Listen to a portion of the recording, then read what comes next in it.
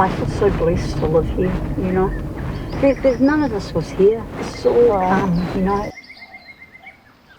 I'm Audrey Sharp, and this is Caretaker Farm.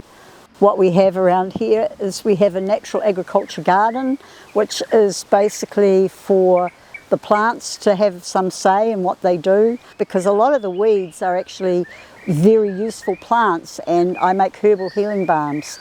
I do ones for bites and stings, and one for pain and joints, and one for skin problems.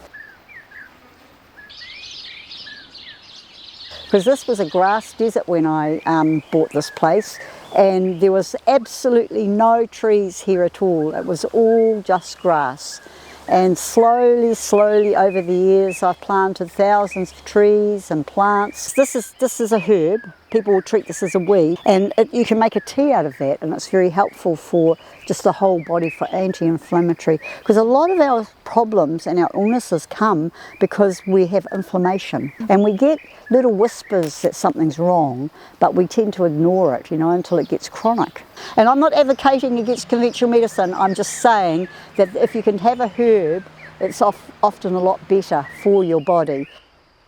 See, that's another thing you can show people, like flax. Look, this is a permaculture plant for New Zealand, because flax, you can use this if you have flax growing around. You can use it to make the ties that you need to tie stuff up. So the plan for this farm, and it's been a long time coming because I'm not rich and I haven't got heaps of money to invest, is I want to set up an educational centre for children, place where kids can be a bit free and run around. We've got lots of tracks, and we've got a beautiful outdoor classroom place with a lovely big old grandfather totara tree, and the river goes round, and children can go down and look at the kura in the stream, all the different life that's living there, because the water is very clean. And they can have time in the outdoor classroom doing some meditation and how to connect back to nature.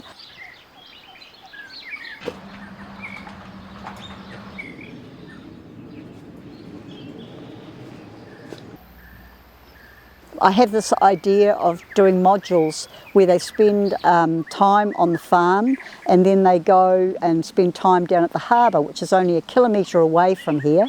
And we also have Goat Island Marine Reserve and Tawharanui Regional Park, and I want to be able to explain to kids that there's a true interaction between the land and the ocean. And what we do on the land has huge impact upon the ocean, just the same as the impact we're having on the ocean has an impact upon the land. There's a synergy between the two.